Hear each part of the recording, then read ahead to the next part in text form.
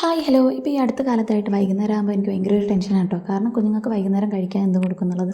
അവർക്കാണെങ്കിൽ എണ്ണ പലഹാരങ്ങളോ സ്നാക്സ് ഐറ്റംസോ ഒന്നും കൊടുക്കാനും പാടില്ല. അങ്ങനെ കണ്ണാടിയുടെ മുമ്പിൽ നിന്ന് കുറേ ആവശ്യമില്ലാത്ത എക്സ്പ്രഷനൊക്കെ ഇട്ടിട്ട് പെട്ടെന്ന് മനസ്സിൽ തോന്നിയൊരു ഐഡിയ ആണ് കേട്ടോ. റവമാവും വീട്ടിലുണ്ട്, പാലും ഉണ്ട്.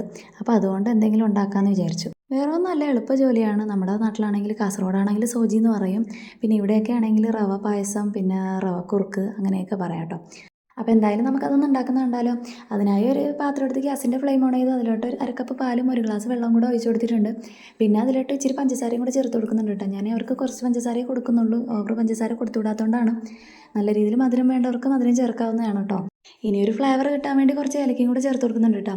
എന്നിട്ട് നല്ല രീതിയിൽ ഇളക്കി കൊടുക്കുകയാണ് ചെയ്യുന്നത്. നല്ല രീതിയിൽ ചൂടായതിന് ശേഷം നമുക്ക് റവ ഇട്ട് കൊടുക്കാം. അപ്പം ഞാൻ ഇതിനായി എടുക്കുന്നത് അരക്കപ്പ് റവയാണ്. എന്നിട്ട് കുറച്ച് കുറച്ചായിട്ട് ഇട്ട് കൊടുക്കാം കേട്ടോ. നല്ല രീതിയിൽ കുറുകി വരും വരെ ഒന്ന് ഇളക്കി കൊടുക്കാം. അപ്പോൾ നമ്മളെ റവ പായസം ഇവിടെ റെഡി ആയിട്ടുണ്ട്. എന്തായാലും അവർക്ക് രണ്ടുപേർക്ക് ഇഷ്ടപ്പെട്ടു കേട്ടോ. അപ്പോൾ ഇന്നത്തെ വീഡിയോ ഇത്രയൊക്കെ ഉള്ളൂ. ഇനി അടുത്തൊരു വീഡിയോയുമായി വരും വരെ ടാറ്റാ.